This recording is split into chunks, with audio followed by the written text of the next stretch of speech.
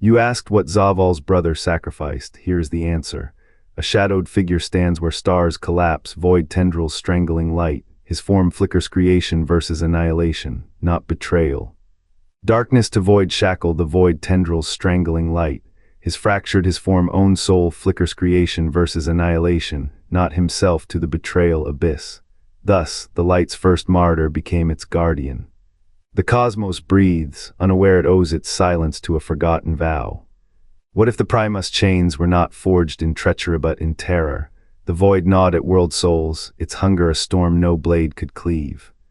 To let Zovaal fall was to let the old gods sharpen their knives. Did he bargain with shadows to make them pause? The first of Maldraxxus did not choose the void. The void chose him as a dam to hold back deluge. His voice, once light's anthem, became a whisper binding abyssal tides. The cosmos gasps, unaware its borrowed breath hinges on a nameless vow. What price did he pay to make the void forget? The answer sleeps in ruins where light and darkness trade whispers, but some truths are paid in blood no ledger can count. The void lords wove filaments into world souls, a corruption humming beneath creation's bones. The Primus stood sentinel where light's order met void's hunger, his form a bridge between antithetical tides. He did not bless this boundary and forced it, blade and bomb in one breath. What is containment without cost? What is sacrifice without a name? The void lords had no master, no mercy. Their realm was entropy's first sigh. The Primus knew this. He watched the old gods fester, their seven-headed serpent coiling through Tathlamit's dying song. To sever the arch's final chord would drown the cosmos in static. The light called him back, the void called him forward. Between these tides he chose the deeper wound, not allegiance. Not defeat, a fulcrum, a weight placed on chaos's edge to slow its tilt. Zoval's brotherno, the Watcher's shadow marked not as a traitor but as a keystone. The light would not follow. The void would not yield. What remained was a body to block the flood, a will to rot in the dam's core. The crystal arch's last note fractured. The seven heads fell. The void lords smiled, and in their realm's shadow the Primus became both anchor and anchorite, his silence louder than any hymn. What is a god but a problem made flesh? What is a sacrifice but a truth the universe refuses to hear? The answer lies in Maldraxxus's marrow, where a forgotten guardian's breath turns to rust. The light never forgave him. The void never understood, and somewhere between, the stars burn a little slower. The Watchers rose as sentinels in Azeroth's depths, binding Shaarj with chains of starlight.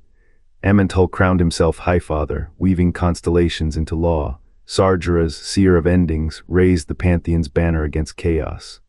Yet in the void between breaths, the Primus felt the hunger. N'Zoth's spores bloomed in southern tides, a sickness the Watchers could not drown. The Pantheon called it containment. The Primus knew it as a wound. When Sargeras saw the Titan's corpse rot into a void-born weapon, the Primus saw his own hands already stained.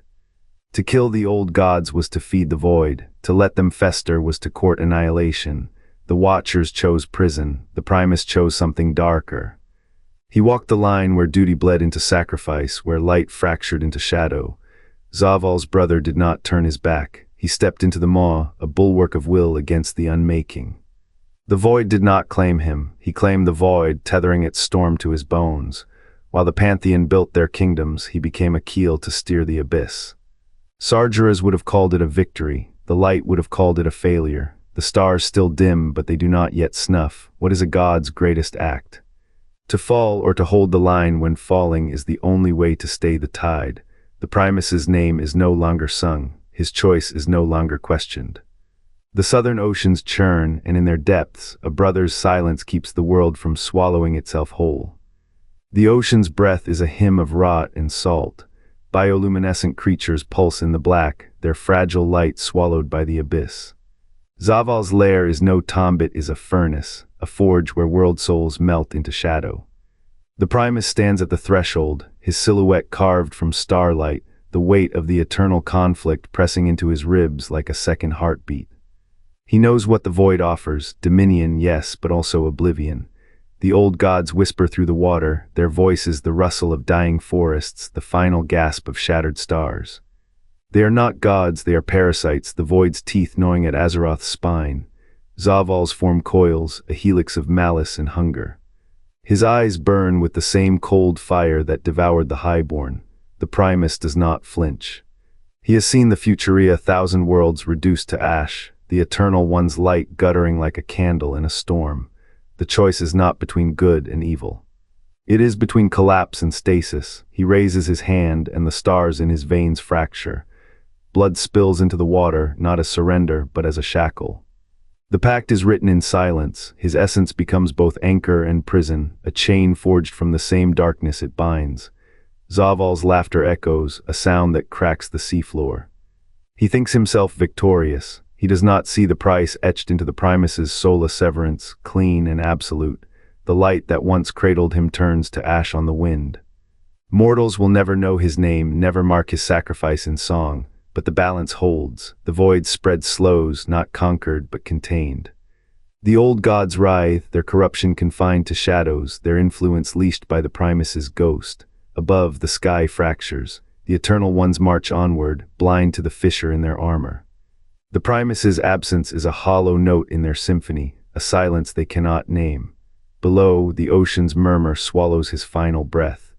His legacy is not in halls of power, but in the quiet war waged in the deep. A brother's blade turned inward, a truth buried where no light reaches.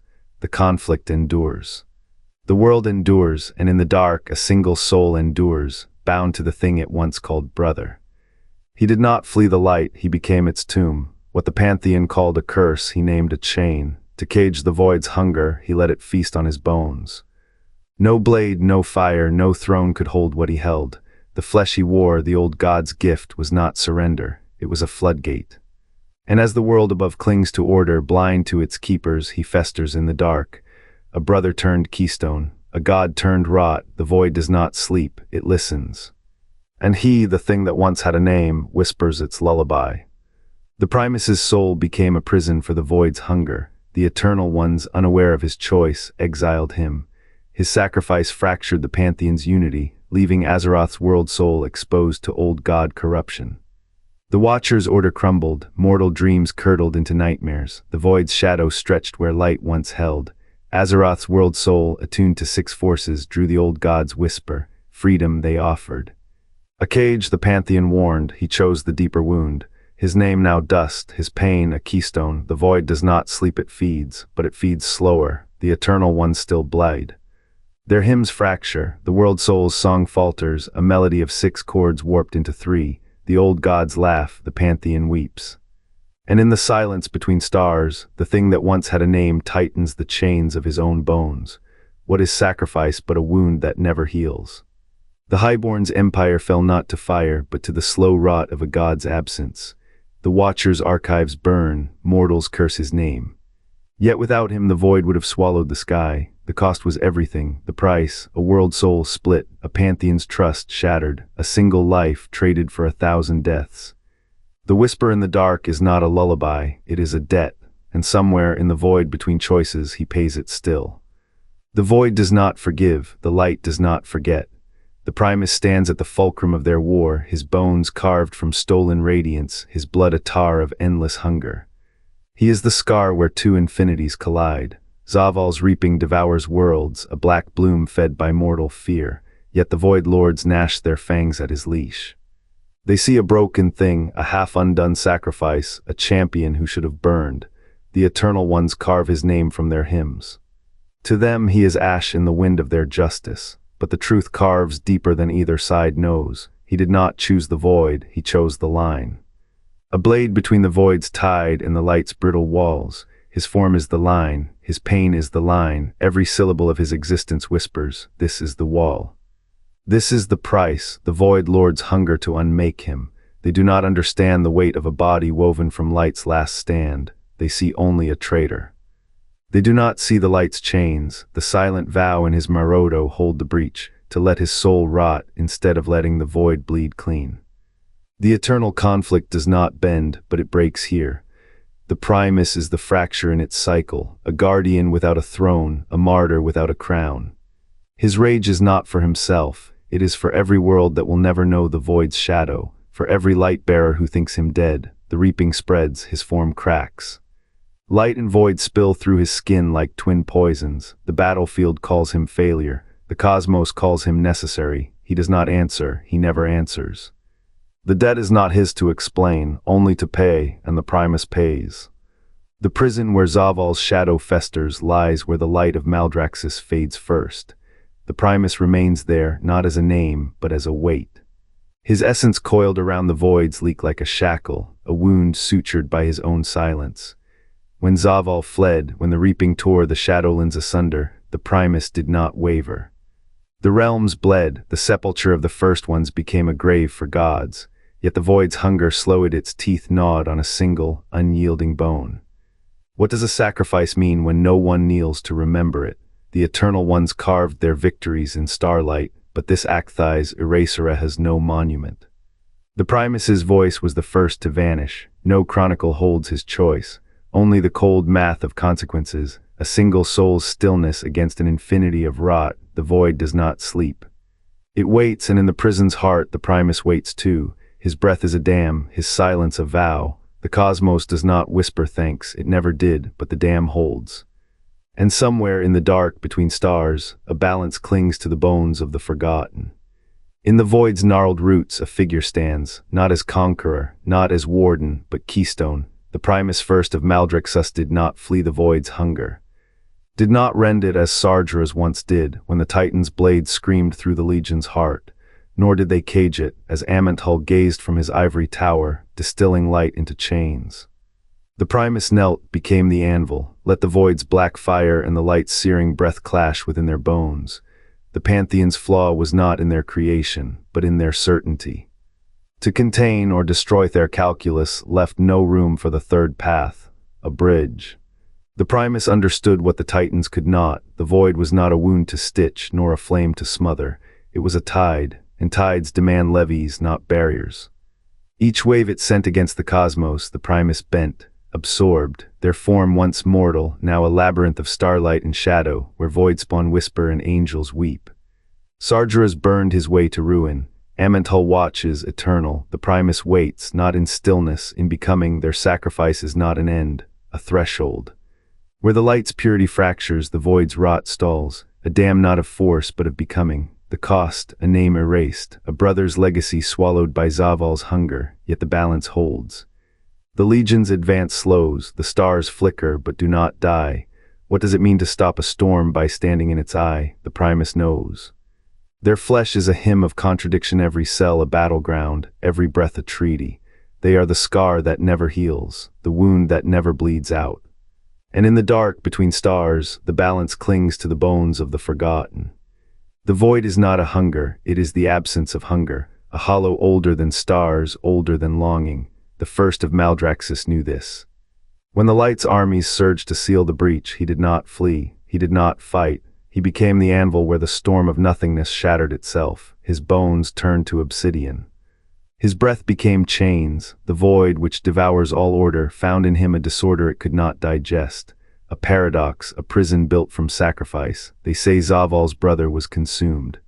This is a lie carved in ash. He was the keystone, the weight between the light's hammer and the void's chisel. You can feel it still in the warped spires of Maldraxxus, in the way shadows there do not touch the ground. The air hums with his memory, not of a traitor.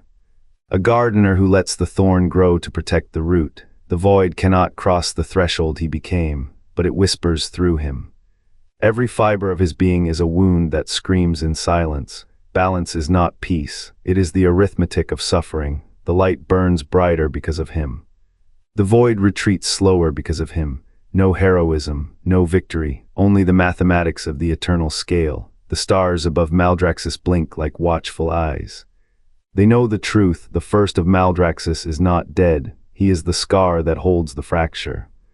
The universe breathes because he does not. In the Primus's sacrifice, we see the truth of the eternal conflict. No side wins, only balance endures.